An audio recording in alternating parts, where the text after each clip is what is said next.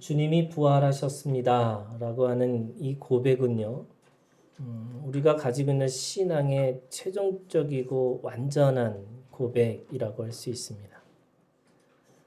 주님이 부활하셨습니다 라고 이 고백을 통해서 사실은 오순절 다락방에 또 초대교회 사람들이 이 하나 가지고, 이 메시지 하나 가지고 신앙생활을 했습니다.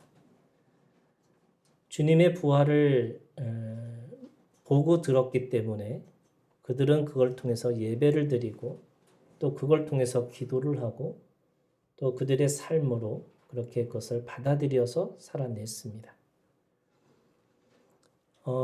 초대교회가 사실은 그렇게 모든 것이 다 은혜로 되어진 것이 사실은 아니죠. 그들에게는 박해도 있었고 고난도 있었습니다. 가장 결정적인 박해와 고난은 사실은 사두개인들이라고 하는 그들은 부활을 믿지 않았죠. 그 부활을 믿지 않는 사두개인들을 통해서 엄청난 정치적인 박해를 받았습니다. 사두개인들은 가장 현실적인 사람들입니다. 그들은 부활을 믿지 않았고 그러면서도 가장 현실적으로 도덕적이고 윤리적인 것을 추구하고 살았던 사람들입니다. 그런데 그 도덕적이고 윤리적이었다라고 하는 말이 사실은 그 안에 숨겨진 욕망, 숨겨진 야망, 그런 것들이 있었던 거죠. 그런 의미에서 도덕적이고 윤리적이다라는 말은 세속화를 거부한 거죠. 그런데 사실은 그 마음 안에 세속주의라고 하는 그 욕망, 그 야망은 여전히 가지고 있습니다. 그래서 도덕과 윤리를 말하는데 사실은 그 안에 자신의 뜻을 이루려고 하는 그런 사람들입니다. 그런데 그 초대교회가 가지고 있는 이 신앙의 고백이 그들에게 걸림돌이 되는 거죠. 왜냐하면 이 세상으로 살아가는 것이 아니라 우리는 저 세상 안에서 하나님의 나라를 이루고 살아가는 것이다 라고 부활의 메시지가 현실을 부정하고 또 다른 세상을 이야기하고 있기 때문에 그들에게는 그것이 굉장히 고통스러운 메시지일 수밖에 없을 겁니다. 그런 의미에서 사두개인들은 초대교회 사람들을 핍박하고 박해했습니다. 두 번째는 예수님이 그렇게 싸우셨던 바리새인들이죠.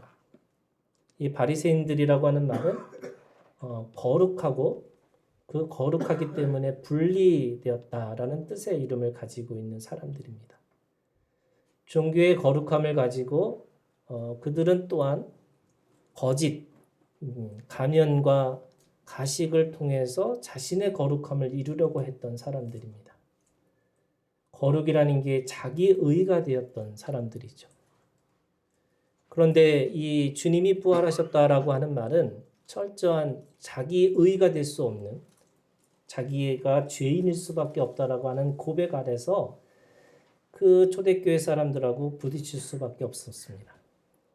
그러니까 사두개인들과 바리새인들의 고난과 박해를 받을 수밖에 없는 그 초대교회 사람들입니다. 근데요, 초대교회 사람들은 부활을 직접 목격했습니다. 12제자가 또 주님을 사랑했던 여인들이 또 500여 사람들이 오순절 다락방에 120명이 그 주님을 경험하게 된 거죠. 그런 의미에서 그들은 세 가지가 없었습니다. 첫 번째는 죽음에 대한 두려움이 없습니다. 살아있다라고 하는 것이, 부활이라고 하는 것이 결국 우리가 죽음이 내 인생을 가로막거나 내 인생에 주저할 수 있는 것이 아니구나라고 하는 것이 아주 분명해진 거죠. 그래서 죽음의 두려움이 없습니다. 또한 이들에게는요, 내일에 대한 염려가 없게 됐습니다. 오늘 지금 이곳에서 내가 하나님의 뜻을 이루는 것이 더 중요하다고 생각이 들었습니다. 그런 의미에서 세 번째는 이들에게는 어떤 훈련이 필요 없습니다. 그들은 예배 훈련도 없었고 전도 훈련도 없었고 또 어떤 것에 대한 어떤 것을 이루기 위한 훈련이 필요 없습니다. 죽음의 두려움이 없고 내일에 대한 염려가 없고 어떤 훈련이 없었음에도 불구하고 그들은 모이기에 힘썼고 기도에 열심이었고 또 열심히 하나님의 말씀을 전하는 전도자가 되었습니다. 사도행전 2장 47절에 있는 말씀에 보면 하나님을 찬미하며 또 온 백성들에게 친송을 받으니 주께서 구원받는 사람을 날마다 더하게 하시니라. 이처럼 부활을 증언하는 사람들의 열매들을 기록하고 있죠. 그들은 모여서 예배했습니다. 그들은 모든 사람들에게 칭찬을 받았습니다. 그들은 그들의 입술로 증언할 때마다 구원받는 사람들이 날마다 더해졌다. 이렇게 그 구원의 부활의 열매들을 분명하게 기록하고 있는 겁니다. 살아있는 자들의 모임, 또 살아있는 자들의 본분, 또 살아있는 자들의 능력을 사도행전은 그렇게 우리에게 말씀하고 있습니다. 부활이라고 하는 것이 도대체 뭘까? 이것은 살아내는 능력입니다. 산다는 것이 뭘까? 생명이 무엇일까? 이게 창세기 2장 7절은 그 생명의 근원에 대해서 우리에게 분명하게 가르치고 있습니다. 여러분 창세기 2장 7절에 있는 이 말씀이 이렇게 돼 있는 거죠. 땅의 흙으로 사람을 지으시고 생기를 그 코에 불어넣으시니 사람이 생명이 되니라 이렇게 돼 있습니다. 생명의 단수가 히브리어로 하이라는 말이에요. 그 생명의 복수 명사가 하임입니다. 근데 오늘 생기라고 하는 이 단어가 뭐라고 되어 있냐면 나시마트 하임 이렇게 되어 있습니다. 이 나시마트 하임이라는 거는 생명의 숨이라는 뜻이 있습니다. 그 생명의 숨을 사람에게 불어 넣으셨어요. 그랬더니 생령이 됐다는 거예요. 그럼 생령이라는 게 뭐냐? 이게 히브리어로 얘기하면 네페시 하야라는 뜻입니다. 이 네페시 하야라고 하는데 하이가 단수고 하임이 복수라 했죠. 이 하야라고 하는 것은 이 형용사입니다. 그러니까 살아있는 이렇게 뜻이 돼요. 그러니까 살아있는 네페시라는 거죠. 그럼 살아있는 네페시가 뭘까? 창세기 1장 20절에 가시면 하나님이 이르시되 물들은 생물을 번성하게 하라 이렇게 돼 있어요. 이 생물이 뭐냐면 네페시입니다. 그러니까 생물, 살아있는 것들인 거죠. 21절에 보면 21절에도 하나님이 큰 바다 짐승들과 물에서 번성하여 움직이는 모든 생물 이렇게 돼 있어요. 움직이는 모든 생물, 이게 생물이 네페시입니다. 그리고 24절 하나님이 이르시되 땅은 생물을 그 종류대로 내되 가축과 기는 것과 땅의 짐승을 종류대로 내라 하시니 이게 살아있는 생물, 이 생물인 게 이게 어떻게 보면은 네페시입니다. 그리고 30절에도 똑같이 그 생명이 있어야 땅에 기는 모든 것 이게 생물인 거예요. 그게 네페시입니다. 그러면 생령이 되니라라고 하는 게 뭐냐면 살아있는 생물이 되었다 이렇게 되는 거죠. 근데 이게 참 재미있죠. 생물도 움직이는 거예요. 살아있는 것처럼 보여요. 그런데 거기에다가 하나 덧붙인 거죠. 거기다가 하야라고 하는 살아있다라고 하는 살아있는 생물 이런 표현이 된 겁니다. 창세기 2장 7절을 직역을 하면 이제 그냥 원어를 그냥 직역을 해버리면 이렇게 됩니다. 7절에 보세요. 여호와 하나님이 땅의 흙이라고 그러는데 이 원어로 가면 먼지입니다. 그러니까 땅의 먼지로 사람, 아담, 이게 아담인데 사람이에요. 아담을 지으시고 하나님의 생명의 숨을 그 코에 불어넣으시니 사람이 살아있는 생물이 되니라. 이렇게 되는 거죠. 살아있는 생물이 되는 거예요. 그러면 살아있다라는 게 뭘까? 이게 살아있다는 것에 대한 표현을 지금 2장 7절이 우리에게 세 가지로 이야기하고 있습니다. 첫 번째는 생명이 뭔가, 살아있다는 게 뭐냐? 살아있다라고 하는 이 사람의 생명은 하나님의 숨, 생명의 숨으로만 반드시 채워진다는 거예요. 그런 의미에서 여러분 시편 150편에 뭐라고 얘기했냐면 호흡이 있는 자마다 여호와를 찬양할지어다. 이게 호흡이 있는 자, 이게 하나님의 생명의 숨을 받은 자라는 게 호흡이 있다는 게. 생물도, 그러니까 동물도 또 조류도 또 어류도 다 네페슈예요. 살아있는 것처럼 보여요. 그런데 호흡, 하나님의 숨, 생명의 숨을 받은 자는 네페시 하야, 살아있는 네페시가 된다는 거죠. 그래서 사람의 생명은 그냥 일반적인 살아있는 것과 다르게 하나님의 숨으로만 채워져야지만 진짜 호흡이 시작된다는 거예요. 이 사람을 하나님의 숨으로 채워진 사람들이라고 말할 수 있는 거죠. 호흡이 있는 자를. 생물은 생령이 아닌 거예요. 생물이 생령이 되기 위해서는 생명의 숨을 받아야 되는 거죠. 에스겔서 37장에 보면 에스겔이 환상을 봅니다. 그죠? 마른 뼈들이 하나님 앞에서 말씀을 따라서 서로 결합이 됩니다. 뼈가 서로 연결되고 뼈가 일어나서 연결되고 뼈들과 뼈들 사이에서 힘줄이 생겨요. 가죽이 덮입니다. 거기에 뭘 해요? 생기라고 하는 하나님의 숨이, 생명의 숨이 들어가니까 뭐가 되냐면 그 뼈들이 하나님의 군대가 됩니다. 여러분 이게 교회입니다. 이게 구원받은 성도들입니다. 살아있는 것처럼 보이지만 우리가 다 살죠. 살아있는 움직이는 것처럼 해서 다 사는 것처럼 보이는데 사실은 하나님의 군대가 아니죠.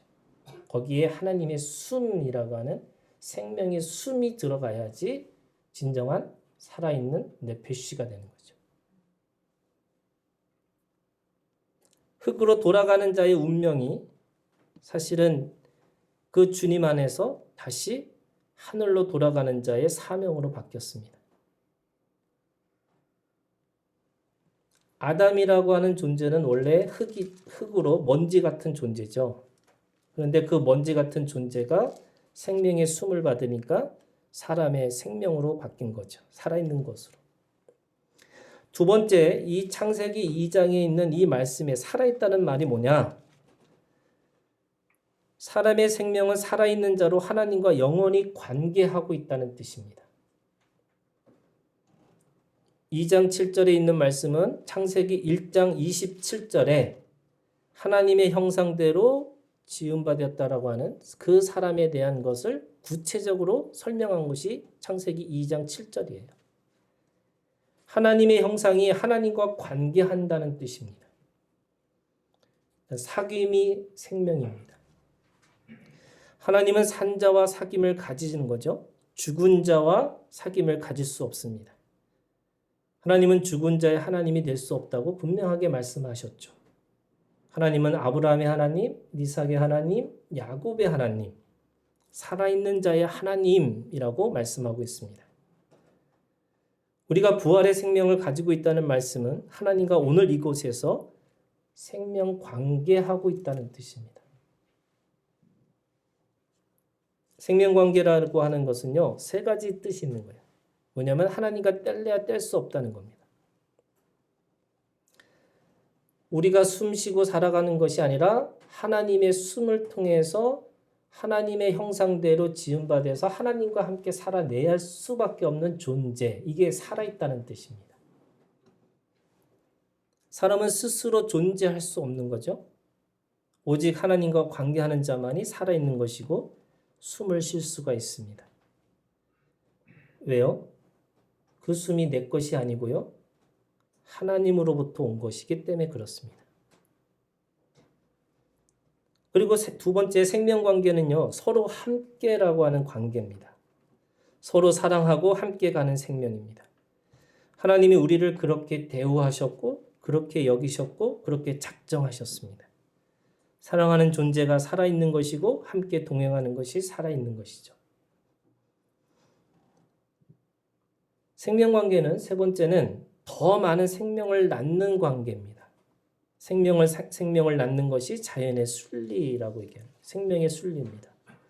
하나님과 우리는 하나님의 생명 낳기를 통해서 서로 함께 부르고 세우고 보내는 역사를 함께 이루어나가는 겁니다. 그래서 하나님이 오늘 우리 가운데서 숨을 주셔서 받고 그 숨을 통해서 관계하는 겁니다. 그러면 오늘 살아있다는 것의 세 번째 의미는 뭐냐? 사람이라는 아담이죠. 먼지입니다. 이 사람이라는 이 죽음의 존재가 먼지가 뭐예요? 썩고 새하고 없어지는 겁니다. 그런데 그 존재가 생명의 자리로 옮겨졌다는 뜻입니다. 그 먼지가 없어져야 될 것들이 없어지지 않고 하나님의 숨으로 영원히 살아있는 것으로 남아있다는 겁니다.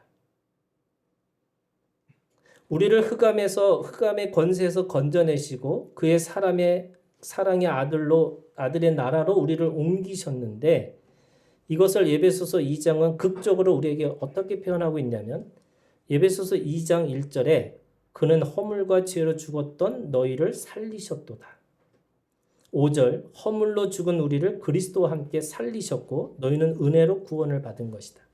6절 또 함께 일으키사 그리스도 예수 안에서 함께 하늘에 앉히셨다. 그래서 결론 10절에 우리는 그가 만드신 바라. 이걸 공동번역으로 읽으면 우리는 하나님의 작품입니다. 이런 뜻이 됩니다. 이 말씀은 타락 이후의 그리스도의 사역이었지만요. 사실은 창세기 2장 7절부터 시작하는 겁니다. 왜요? 7장 2절 7절부터 이미 사람은 먼지였기 때문에 그런 거예요. 그런데 그렇게 먼지처럼 없어져야 될 존재가 영원한 존재로 남아있는 겁니다. 여러분 살아있다는 게 무슨 뜻이냐? 살아있다는 것은요. 잠시 깨어있는 게 아니에요. 예를 들면 우리가 사람이 70이고 강건하면 80이라고 그랬죠. 사람의 나이가 120년이라고 그래요. 사람의 이 연수가. 근데 그 120년이든 70년이든 80년이든 살아있는 것처럼 보이지만 사실은 죽은 겁니다. 그러면 살아있다는 게 뭐예요? 살아있다는 건 영원성이에요. 이 앞에 꽃이 있는데 여러분 이 꽃이 살아있어요? 죽어있어요? 살아있는 것처럼 보일 뿐인 거죠. 죽은 거예요. 사람이 움직여서 살았는데 어느 순간에 죽었어요. 그건 그냥 살아있는 것처럼 보이는 것이 사실은 죽은 존재. 하나님은 어제나 오늘나 동일하시기 때문에 과거와 현재와 미래를 동시에 보시는 분이기 때문에 아담이 뭘로 보신 거예요? 죽은 자로 보이는 거죠. 그래서 우리가 살아있다는 말이 무슨 뜻이냐? 거기에 영원히 살아있는 것이 진짜 살아있는 거죠. 만약에 그 영원성이 없으면 그냥 죽은 거예요. 살아있는 것처럼 보일 뿐이에요. 그게 뭐예요? 네페시예요. 살아있다라는 말은 영원성으로 영원히 우리가 계속 살아있는 것으로 존재한다는 거죠. 아담이 죄를 졌죠.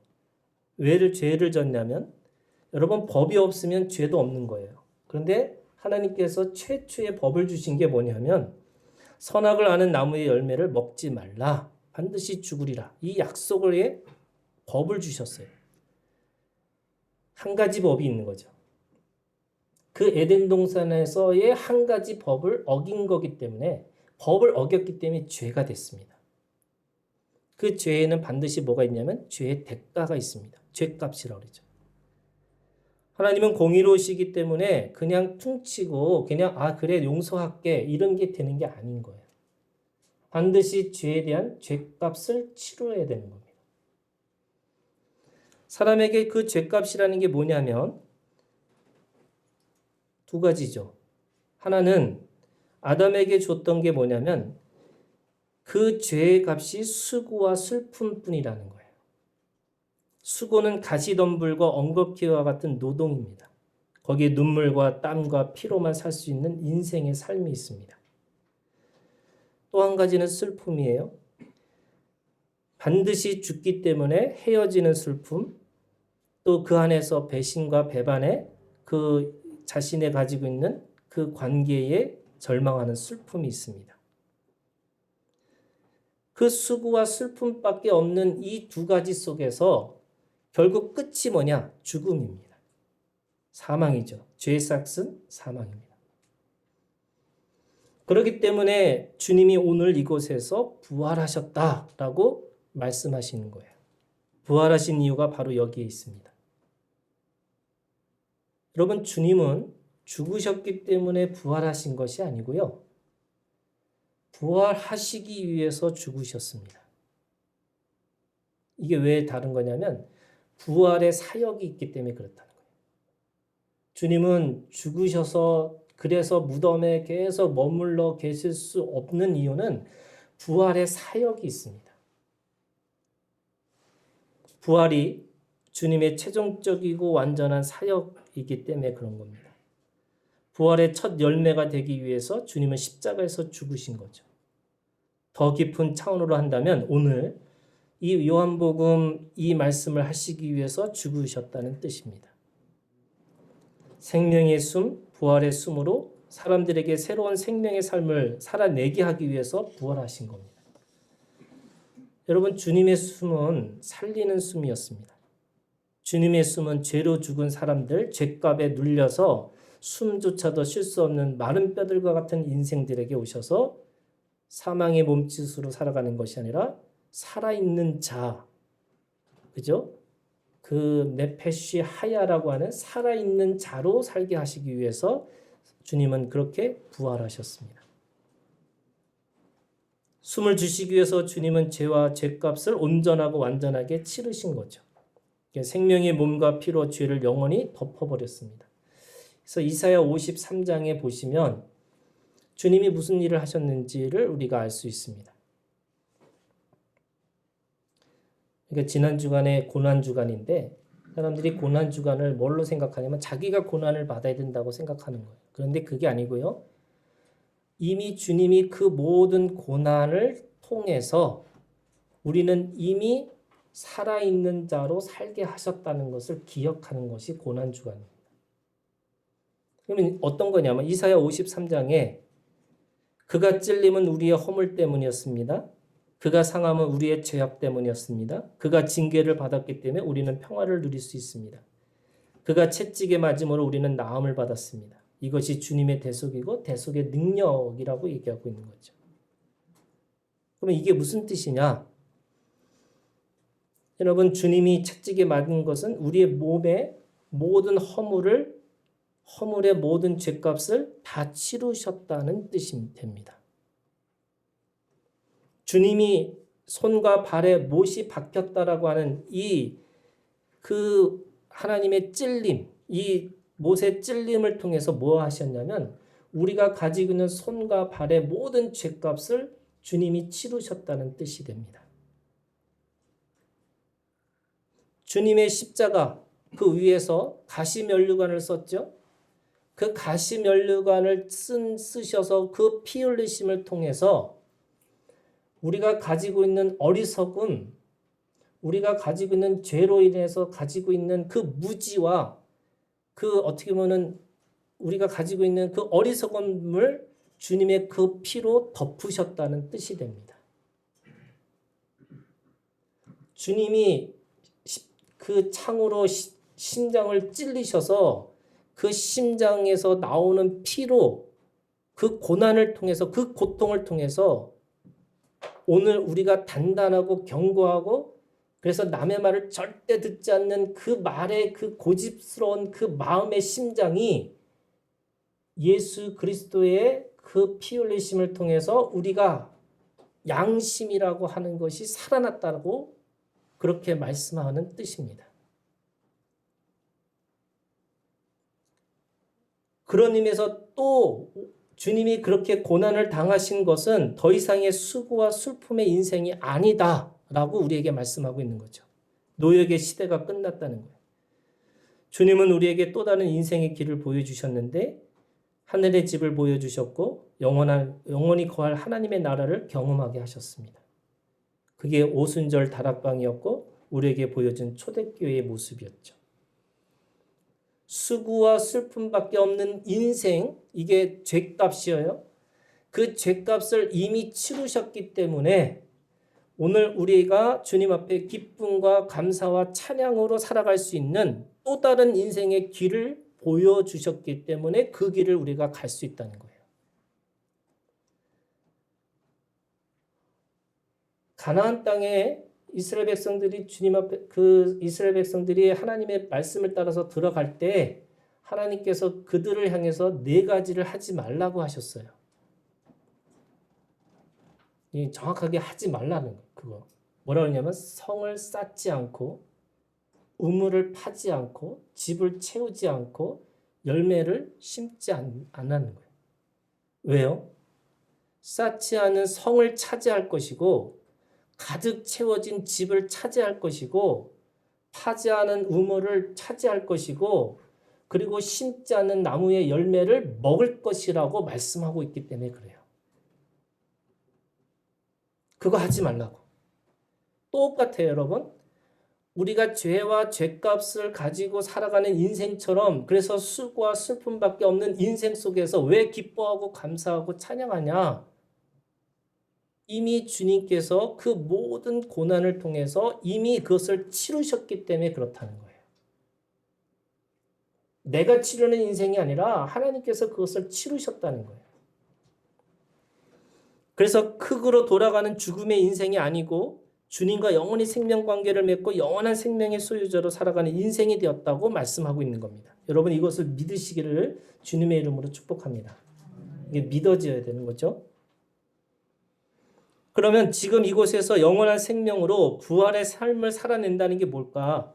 그것을 요한복음 오늘 20장 19절부터 23절까지 부활을 믿는 자들, 부활의 삶으로, 부활의 생명을 가지고 있는 사람들에게 3가지를 명령하세요.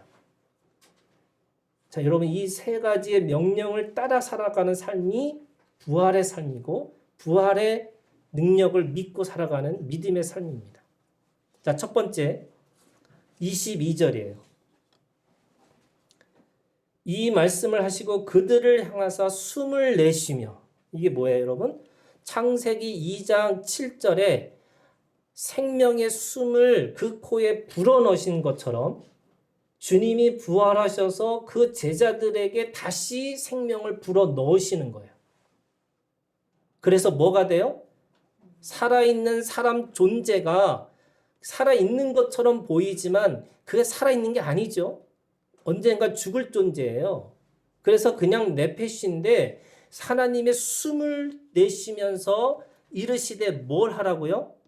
성령을 받으라 이렇게 돼요. 성령을 받으라. 그 생명의 숨이 창세기 2장 7절에 오늘 이 요한복음 22절은 뭐라고 했냐면 그걸 성령이라고 얘기하는 거예요. 성령을 받으라는 거예요. 생명에 가지고 있는 근원이 뭐냐면 여러분 내가 스스로 존재하고 내가 스스로 무엇인가 주는 존재가 아니라 생명은 받는 존재라는 거예요. 여러분 이거를 기억하셔야 돼요. 우리는 사랑하는 존재가 아니에요. 사랑을 받는 존재여야 되는 거예요. 내가 살아있는 것으로 살려고 하는 게 아니에요. 하나님의 숨을 받아서 성령을 받아서 살아가는 존재라는 거예요. 그래서 부활하신 주님이 말씀하시는 게 성령을 받으라라는 거예요. 그래서 받는 게 여러분 명령이에요. 우리는 부활의 삶이라는 게 뭐냐면 오늘 우리가 우리의 육신으로 내가 뭔가를 가지고 살아서 내가 뭔가를 계속 뭔가를 줘야 된다고 하는 게 아니라 우리는 끊임없이 받아야 되는 거예요. 뭘 받으셔야 돼요? 성령을 받고 사셔야 되는 거죠. 받는다는 건 두 가지 의미가 있어요. 첫 번째는 여러분 생각 없이 받으셔야 되는 거예요. 이거를 뭐라고 얘기하냐면 영어로 receive. 그냥 오는 걸 받는 거예요. 이렇게. 오순절 다락방에서 어떤 일이 벌어졌냐면 성령의 불같은 성령이 오셔서 그들의 입술에 뭐 하셨냐면 성령이 말하시는 대로 이게 뭐예요? 받는 거예요. 내 입술이 내가 원하는 대로 내가 움직였던 말이 성령이 말하시는 대로 받으니까 무슨 일이 벌어지냐면 방언이 터지는 거예요. 이게 말하시는 대로. 오늘 우리가 가지고 있는 삶이라는 게 뭐냐면 하나님이 원하시는 대로 하시고자 하시는 대로 살아야 되는 거죠. 이게 리시브예요. 두 번째 받는다는 게 어떤 거냐면 업세터블이라는 게 동의하는 거예요. 내가 그렇게 인정하고 이해하고 받아들이는 거예요. 성령께서 오시는 대로 일하는 것도 있지만 성령께서 우리에게 물으세요. 인격적인 하나님이시기 때문에 우리한테 묻습니다. 이렇게 해도 되겠니? 라고 했을 때 내가 그렇습니다. 아멘. 말씀대로 이루어졌습니다. 말씀대로 이루어질 것이라고 하는 그 받아들임, 이 동의가 있어야지 그 동의를 통해서 우리가 어떻게 하냐? 살아있는 자가 되는 거예요. 여러분 우리가 가지고 있는 부활은 뭐냐면 여러분 살아있다는 뜻이 뭐냐면 영원성이에요. 아까 얘기했잖아요. 영원성이라는 게 오늘 내가 언젠가 죽을 거야. 그건 죽은 자예요. 우리는 영원히 살아있는 자예요. 그거 하려면 끊임없이 우리가 뭔가를 계속 섭취해야 되는데 그 섭취가 뭐냐면 성령이에요. 성령을 받으셔야 돼요. 하나님의 숨을 생명의 숨을 받고 사셔야 돼요. 그래서 원래 날숨과 들숨이 있다면 여러분 사람들이 다 날숨이 먼저라는데 아니에요. 생명은요 들숨부터 시작하는 거예요. 내가 받으셔야 돼요. 받아야지 내뱉는 거예요.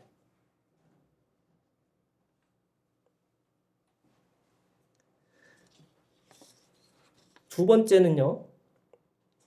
번째는 19절과 21절에 있는 말씀이에요. 19절과 21절에 주님이 부활하셔서 그 부활하신 오셔서 제자들에게 하신 말씀이 뭐냐면 19절 너희에게 평강이 있을지어다. 21절 너희에게 평강이 있을지어다. 두 번째는 뭐냐면요, 여러분 평강을 소유하는 겁니다.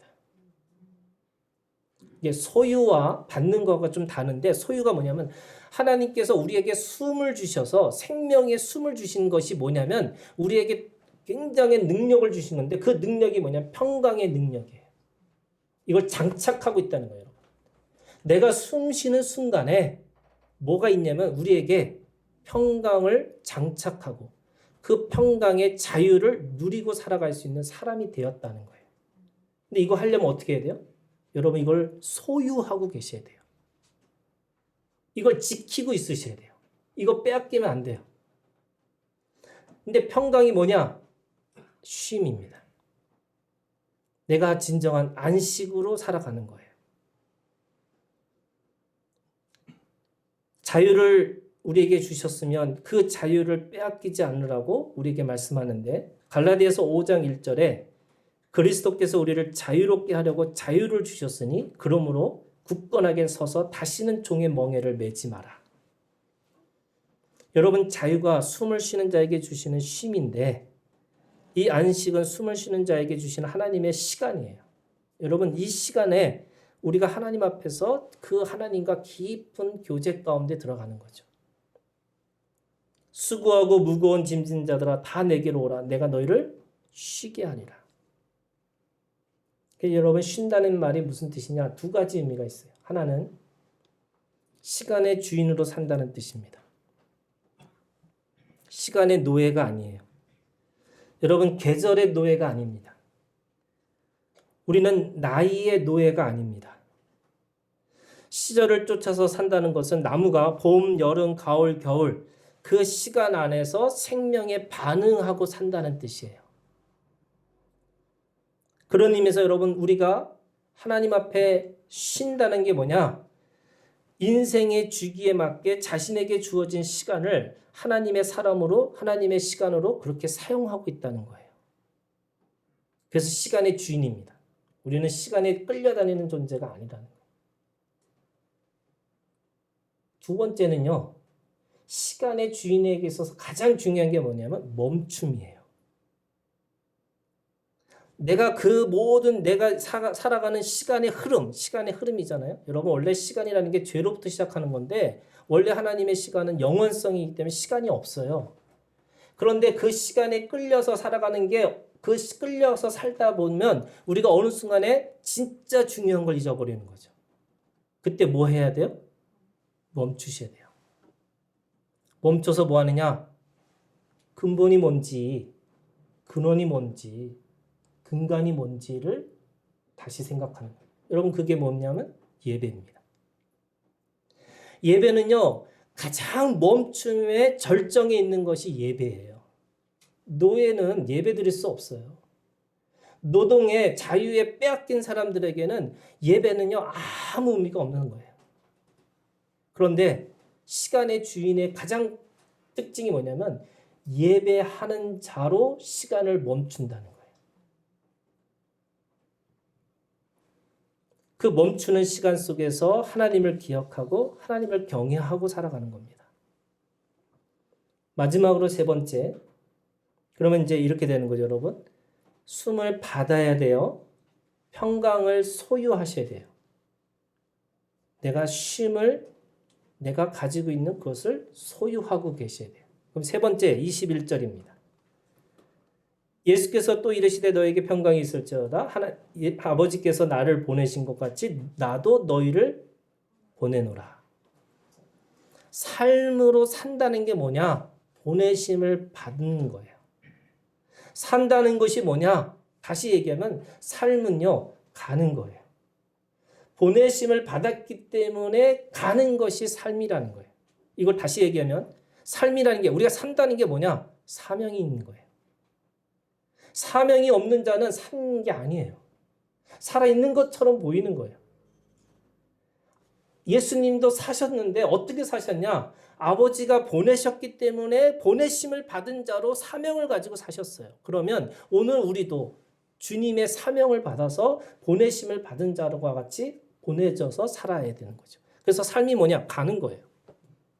본토, 친척, 아버지의 집을 떠나서 아버지가 지시한 곳으로 가야 되는 거죠. 그게 일터일 수도 있어요. 그게 가정일 수도 있습니다. 그게 어떤 문제일 수도 있어요. 그곳으로 가는 거예요. 그게 살아있다는 뜻이에요, 여러분. 그 살아있는 자의 그 사명을 가지고 가게 되는데 뭐 하고 사느냐? 뭘 말하느냐? 23절입니다. 여러분, 이걸 가서 전하라는 거예요. 23절. 너희가 누구의 죄든지 사하면 사해질 것이요 누구의 죄든지 그대로 두면 그대로 있으리라. 여러분, 23절에 이 말씀이 어떤 뜻이냐면요. 예수님이 하나님인지 아닌지를 어떻게 하느냐라고 할 때 병자를 치유하시면 선지자는 될 수 있어요. 근데 하나님은 되는 게 아니에요. 근데 하나님 되려면 어떻게 하냐? 너의 죄를 사해 줄 거다. 이렇게 얘기하시는 거예요. 그러면 23절이 무슨 뜻이에요, 여러분? 우리가 하나님처럼 누군가의 죄를 사해 줄 수 있는 능력이 있어요? 아니, 없어요. 그럼 23절이 무슨 말이냐? 23절이 예수 그리스도의 십자가에 죽으시고 부활하셨던 그 용서의 이야기를 전하라는 거예요. 그걸 증언하라는 거예요. 그래서 너희 죄가 더 이상 그 죄가 아니라고, 그 죄값을 주님이 치르셨다고 그 복음의 그 증인으로, 복음의 증언으로 그렇게 선포하고 살라고 하시는 거예요. 삶이 뭐예요? 가는 거예요. 삶이 뭐예요? 여러분, 선포하는 겁니다. 살아있는 자는 말해지는 거예요. 살아있는 자는 예수 그리스도의 생명의 숨을 받은 자와 같이 숨을 내뱉고 살아가는 거예요. 여러분 숨을 내쉬고 살아가기를 주님의 이름으로 축복합니다. 여러분 23절 우리 다 같이 함께 오늘 우리가 숨을 받은 자와 같이 예수 그리스도의 부활에 숨을 받았기 때문에 그 숨을 내뱉고 살아라는데 여러분 이 말씀이 여러분들의 숨이 되시기를 그리고 이 숨이 여러분들의 증언이 되기를 여러분 우리 함께 다 같이 읽겠습니다. 너희가 누구의 죄든지 사하면 사해질 것이요 누구의 죄든지 그대로 두면 그대로 있으리라 하시니라. 아멘. 아멘. 죄사함과 죄의 용서와 죄의 긍휼을 전하는 여러분들이 되시기를 염려하지 말고 두려워하지 말고 입을 여서 용서하라고 여러분 그렇게 증언의 삶으로 살아내시기를 이것이 주님의 부활의 능력입니다. 예수 그리스도 안에서 죄와 죄값이 이미 치러졌다고 하는 생명의 진리를 전하면서 그 진리의 말씀대로 이루어졌다는 뜻입니다. 여러분 종교의 거룩함이 아니에요? 내가 도덕과 윤리를 지키는 것이 중요한 게 아니에요. 뭐예요? 여러분 숨을 전달하셔야 돼요. 영원히 죽지 않는 생명을 여러분 전달하셔야 돼요. 그래서 경건의 모양이 아니고 경건의 능력의 십자가를 여러분 증언하셔야 됩니다. 영원한 용서, 영원한 사랑, 영원한 생명은 그 부활의 증인이고 부활의 삶입니다. 그러면 숨은 받는 것이라 그랬죠? 쉼은 소유하는 거랬어요. 그러면 여러분 삶은 여러분들이 가서 숨을 내쉬는, 숨을 전하는 그 증인의 삶으로 살아가는 우리 하나교회 모든 지체들이 되시기를 주님의 이름으로 축복합니다. 기도하겠습니다.